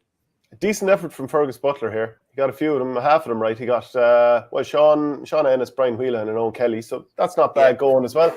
I have a question for you, Verney, before the end. There's Richard Hogan. Could be anything. Could be anything. Throw it in there, Richard. Horse it in there, and we'll give it a bang. Yeah, we sure will. So the league is back on this weekend. Obviously, we talked a lot about the round 1 the other day. So there's going to be games on this weekend, and then there's going to be a 2-week break until February 18th, 19th. So Kerry against Monaghan, both teams suffered narrow losses last week. Kerry against who did Kerry lose to again? The Donegal, and Monaghan last week they lost to Armagh. So Kerry have beaten Monaghan in their last 3 league outings, including last year when they won 3-14 to 112. I think that was the day that Rory Beggan was caught outfield. And did David Clifford score a couple that day? Or maybe he wasn't the only one who was scoring that day, but Clifford definitely got one. He did, yeah. Yeah, and Monaghan, their last win over the Kingdom was in 2018. That was 113 to 14. Galway will meet Roscommon. Roscommon have the longest alliance or run in the league of all 32 teams in terms of being unbeaten. They won 6 and drew 2 in Division 2 last year and extended the unbeaten run to 9 when beating Tyrone last Sunday. That was a very impressive win last Sunday for Roscommon. Tyrone are against Donegal. Now, I was looking at Donegal's absences at the moment, like Ryan McHugh, Michael Langan, Kieran Thompson, Owen Gallagher, Oisin Gallen, Niall O'Donnell. They're all a few weeks away. So that's quite a lengthy list there. They've won their last 4 league clashes with Tyrone. And Tyrone, obviously, their last 2 fixtures, they've conceded 6 goals in total, so that's obviously not ideal, and they haven't beaten Donegal since 2018. Do you want to talk about the next fixture? Yeah, surely will. Just on that Tyrone Donegal, like, I just think he can be sucked into that first round of the league as well, and think that everything is. I think Donegal are going to have a hard season. If I'm being honest with you, I think it's going to be tough. Now, they've definitely kicked off in the right manner, coming from behind against Kerry last. I think they were 6 or 7 behind at one stage, but I still think it could be a difficult year given the personnel that they're missing. The other Division 1 clash is Armagh against Mayo. They're all interesting clashes. Armagh had a good win over Monaghan last weekend, but Mayo had, were probably happy to come out of McHale Park with a draw last weekend against Galway in what was Kevin McStay's first game as manager. Move on to the Division 2 quickly. Like Shane, like Limerick welcome us to town, having kicked 4 points last weekend. Like, I know Dublin didn't exactly pull up a load of trees against Kildare, but you wouldn't be, too optimistic about what's going to happen this weekend. Like 4 points, like it's whatever about, if you hit 10 points and you're beating, 216 to 10 or something like that. But to only have 4 points, and Josh Ryan is probably going to miss the bulk of the season, I think, with that injury he got last year on club duty with Doon. So they look like they're, Keane Sheehan and Ian Corbett and a few others are going to have to go into overdrive, I'd say, for them to get something out of this league, and they look like they're on the back foot already. Yeah, and when you think of the Munster final last year when Kerry didn't have David Clifford, but they won at their absolute ease, it's very, like, the strange thing is, in the history of the GA, they've only 5 times met competitively in football action, and it's the first time since 2007. A late 45. Have you seen the notes already, or like quiz? No. Okay. So Dublin won by a point when they beat Limerick in 2007. It was a late 45, knocked over by who? 2007 for Dublin. For Dublin. And viewers out there, get your answers in if it was on a Limerick side, I would have said it was Mirish Gavin kicking frees. On a Dublin side, we're talking about Mark Vaughan territory. Well, he was in and around at that period. So keep it. It was Mossy Quinn, yeah. Okay. Sorry, I thought, and because you made a point of Alan McCrabb. Yeah, wrong code there, Andrew. Andrew Sullivan thinks it's the McCrabber. No, yeah, like, it's gas. I just thought, because I thought it might have been Mark Vaughan, because I don't know, he was a colourful enough kind of character back in the day. But it's gas. Like, I think around that time, Dublin last played Division 2. I think it was about 15 years ago. I think it was 08. 08, yeah, under Pillar. And I think that was the same season that didn't Conley, Alan Brogan and all the lads end up suspended and standing up on the hill with baggy jeans and all crazy kind of fashion stuff. But yeah, it's very hard to see anything other than a difficult day at the office for Limerick, you'd have to say. Yeah, Richard Hogan says that was a pretty poor effort. My quiz form has been a bit like Tips over the last few years. Oh, he's so on the boot in. Still haven't seen, Richard, your quiz question for Verney. I'm looking forward to seeing what this is. Lowther against Derry in RD this weekend. So this is Mickey Hart against Rory Gallagher. And in 2015, when he was managing his first championship match over Donegal, which was his first senior management inter-county match, Gallagher said of facing Hart's Tyrone back then, "It's a huge challenge. My last year as a minor, Mickey was the Tyrone minor manager, and he's had a hugely successful period. My mother's from Ballygawley, where he's from. We have huge respect for what he has achieved, and in some ways often looked up to him and that Tyrone team." So that's back 8 years ago that he said that, and they'll meet again this year. Meath are also against Clare. Both teams had wins last weekend. Kildare will meet Cork in Newbridge. So both lost last weekend to Dublin and Meath, respectively. Do you think there's always going to be a little bit of disdain in Kildare towards Cork because of those famous players heading over to them? Probably a bit, yeah. Probably a bit. Like losing someone like Larry Tompkins, like Shea Fahy as well. Yeah. There's definitely, it definitely adds a little bit of spice to it. The fact that Cork kicked 19 points last weekend and we're still beating on home soil leaves them under a little bit of pressure. Like that's a huge. Essentially, there you're looking at, if somebody wins that game, the other team has essentially no hope of being promoted, you'd imagine, wouldn't you? You can't. I don't think you can afford to lose 2 games. I'll put it this way: Dublin won't lose 2 games, and I don't think Derry will lose 2 games either. They might lose 1, but I don't think they'll lose 2. So whoever, if there's a winner in that game, you'd imagine the loser is really on the back foot. And with the way the championship is set up, with the 8 provincial finalists going through to Sam Maguire and the next top 7 in the league, you don't want to be down towards the tail end of Division 2, because it puts even more pressure on your championship performance then. Yeah, Downer against Antrim this weekend, so an all-Ulster clash there. Conor Laverty against Andy McEntee on Sunday. Kavanagh against Tipperary. Tipperary will have to make do without Conor Sweeney for the rest of the season. He's done his cruciate, so that's a massive blow there. I think in recent years, Tipperary have enjoyed playing at Breffni Park. So Offaly will meet Fermanagh this weekend, and Longford will do battle with Westmeath in Pearse Park. How are you feeling about Offaly's chances this weekend against the Fermanagh team, who had a good win against Longford? Yeah, all right. When we got promoted from Division 3 before, it was a result against Fermanagh in the last game, actually, to get promotion. So, listen, we are down a few bodies. I don't think Niall McNamee's coming back by all accounts. Jordan Hayes is away on a tour of duty. Johnny Maloney, the captain's not involved. Owen Rigney's not involved. I'm sick of you going on about all the lads you're missing. I'm sick of it. No, but it's just lowering expectations a small bit. I have to come back to Conor Sweeney for a second, though. Like Tipperary, since winning that Munster title in 2020, there's obviously, it's been, well publicised, the players that are not there. But when you have Sweeney, you kind of think anything is possible, particularly against the Limericks or Clares. When you don't have him, it just sucks all the kind of energy out of the room. Do you know what I mean? He can do something brilliant on a given day. Remember the sideline against Limerick to book that Munster final place in the first place. That was to take extra time. Take the extra time, I should say. Yeah, that was high pressure. And it just struggled to do anything without him this year. And what we said, they're going to struggle to put up meaningful tallies in games, I would imagine, without him as well. And it's a sort of loss that's a bit kind of incalculable, really. You can't plan for something like that. Well, Tipperary are basically without the 2 biggest attacking weapons that they have in Michael Quinlivan and Conor Sweeney. And even remember Jason Lonergan last year for Clonmel Commercials down at Nemo Rangers, he's over in America as well. So it'd be like gutting the forward line of Kerry for Tipperary. Yeah, it's a disaster. I can say any different. And it really, really puts them on the back foot. They were decent against Down last weekend by all accounts. There was only a score in, I think, at the end, but now they're really behind the 8 ball, you'd have to say. Yeah, definitely. Tip only scored 2 points in the first half against Down, but turned it around in the second half, especially when Down went down to 14 men.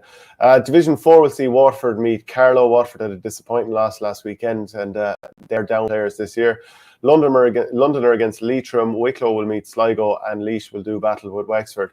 So plenty of big games coming this weekend. Just to round up some of the stuff that we have on this end, brought to you by our store.ie, which is the official home of the merchandise for OurGame.ie. We have some coaching clinics coming up in Kilmacud, County Cork. This is on February the 11th, which is next Saturday morning. You're going to have Colm Spillane, Eddie Brennan and Owen Breslan. Obviously, Colm Spillane, who played with Cork for years, and he's over St. Coleman's of Fermoy. Eddie Brennan, who's plenty of management experience that doesn't even need to be elaborated on, and Owen Breslan, who has just led Monaleen to an All-Ireland Intermediate Club title. Conor Gilligan, Conor Gormley and Cian Mackey, who has just been added to the ticket. They're going to be in Derrylochan. This is Friday, February the 10th. Three great guys in that lineup there, and you can check the video description for links on where to buy the tickets. We nearly have it all said, have we? I think we have it all said. A big weekend ahead. Good to have the hurling back. Yeah, absolutely. And look, again, if you want to watch that Dr. Harty Cup final between Cashel and Thurles, check the video link for the description, for the link there. And we'll see you all again on Monday. You'll get the audio podcast on patreon.com/OurGame.